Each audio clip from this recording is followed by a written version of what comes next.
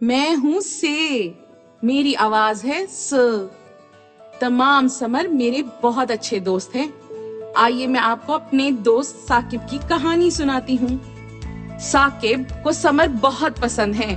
वो हर रोज कोई ना कोई समर जरूर खाता है।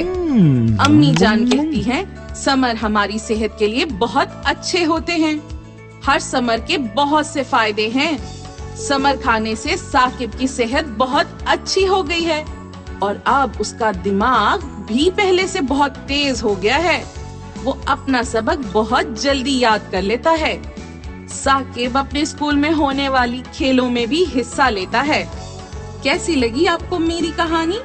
दोस्तों, आप भी समर खाया करें। ये मेरी दोस्त सुमन है। सुमन बहुत अच्छी बच्ची है।